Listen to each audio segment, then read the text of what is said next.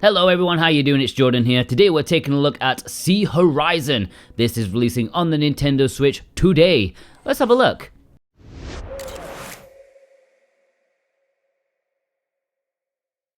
Before we get into it, be sure to hit that subscribe button. It will be the best thing you do today. And if you want some sprinkles with that awesomeness, check out my new channel, A Bit More Jordan, for long-ass video game retrospectives. I'm currently working on Skies of Arcadia, a little bit behind. Sorry about that, Patreons. So, Sea Horizon is a roguelite turn-based RPG with ability cards and dice rolls, which describes like 90% of indie games these days. Admittedly, I wasn't particularly excited, but since this is getting a Play Asia exclusive physical release that I need to add to my set, I thought I might as well check it out, see what it's all about.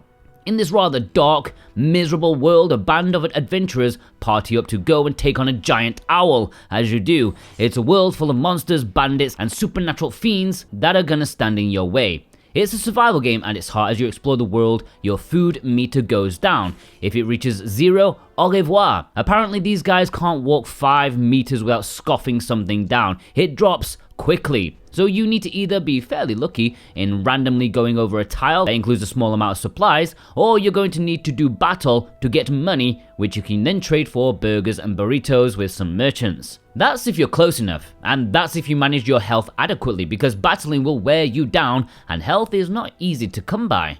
The battling is where the real meat of the game is. You'll be staring at the screen the majority of the time because it's also essential you get that cash and you level up your characters as much as possible and loot their arses for nice equipment. Not their literal arses, although I'm not entirely sure where the wolves should be carrying swords and shields, but let's not dwell because the more you think about it, the more disgusting it gets. The battle system is full of a few little systems that bring it all together. It's actually quite complicated, and explaining it here in this video in its entirety would bore you to tears, and we're already struggling to grow as it is, so I'll keep it brief. Each character type, of which there are many, each have their own ability set. They always start the same, but leveling them up, you can grant them a new ability chosen at random. Well, you get a choice of 3, but those 3 are random. Each attack or ability requires a certain amount of resources: attacking, defensive, magical, or nature, and these are rolled at random via dice. You can sway how many dice there are and the likelihood of certain resources appearing via the equipment. Like maybe a weapon has high defense resources which will filter into the dice rolls. Taking into account your weapon, your shield, your armor and accessory, you can really shape the style of your character, how many dice rolls you get, and what kind of resources will appear and how often. That will hopefully go hand in hand with the types of attacks that you gave them. That's an important point. I realized I made a mistake by not having a single piece of equipment that had a magical output at all, which basically meant there was one attack I had never been able to use, because there was no chance of magic appearing, but just rejigging the equipment meant I could use it all the time. It's all rather clever how the mechanics work. They did a good job of balancing out like 5 different gimmicks that come together to form how you will function in the battle system, without it feeling like you're at the mercy of RNG. You are, but there's method to the madness here. Learning what type of attacks your characters have will influence what kind of equipment you should give them. Bigger doesn't always mean better, something I tell everyone I meet in my life because I'm really short. You are at the mercy of randomness, but you can direct it in your favor, making sure you have more dice rolls, making sure you have the elemental slots that you need. There are times when you throw your hands up and say, yes, the game screwed me over, but it'll only happen if you're seriously unlucky or you're not being clever enough with your setups. It's not perfect and there's lots of repetitiveness here, but I think that comes with the territory. Once you're unlocking new character types, trying different combinations, that's where you'll get less repetitive things, but only a bit.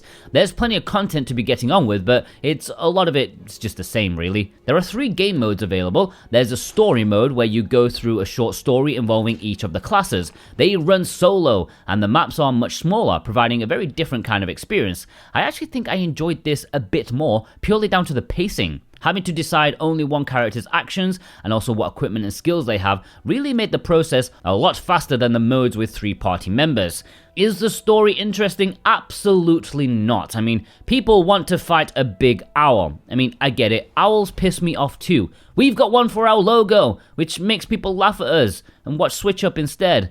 because they don't have an owl, they're not crazy. But the story itself isn't particularly interesting since it's impossible to care about the generic characters or this totally random world. But hey, it's just an excuse to give a different and arguably better gameplay experience.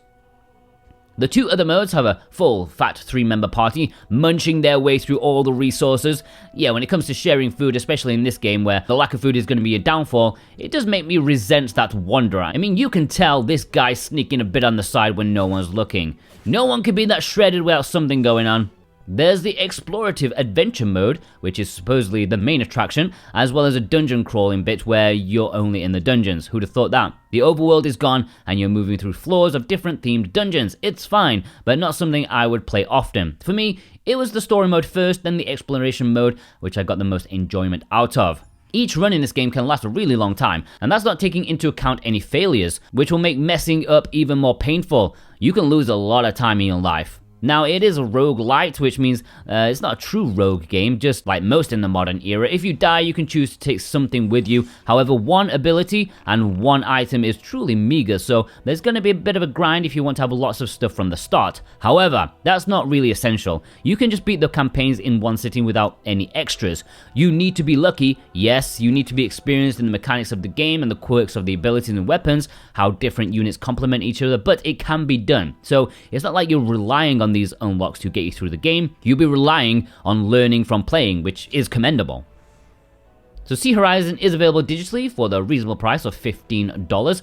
For the amount of content and type of this game, I think that's fair. Or if you like the physical goodness like myself, basically the main reason I was willing to give this a try, because as a collector of Play Asia exclusives, I had to pick it up anyways. So yeah, this is available physically on the Nintendo Switch, but only on Play Asia. Available in limited quantities as a collector's edition with the soundtrack, as well as an open pre-order for the standard edition. If you want to pick it up, if you actually like to own your games properly, perhaps even have some resale value, then check the links in the description and the pinned comment. That's where you'll find it and support us at the same time. Yeah, thank you ever so much. Plus, in return for clicking our link, you can get 5% off anything from Play Asia with our current discount code SWTV5. That won't last forever, so if you're watching this in the future, subscribe, click that bell, and check out my weekly video every Monday for the latest discount code.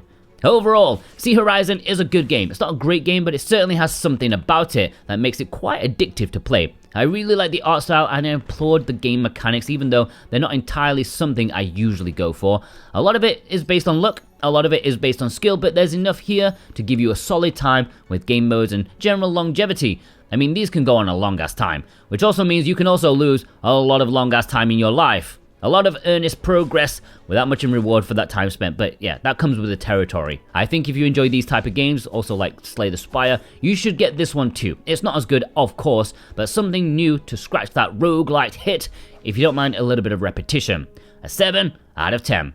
Thanks for watching this review. If you'd like to pick it up physically, please consider using the links below to support us. If you want it digitally, don't blame you. Then check out SwitchWatch.net for some eShop credit.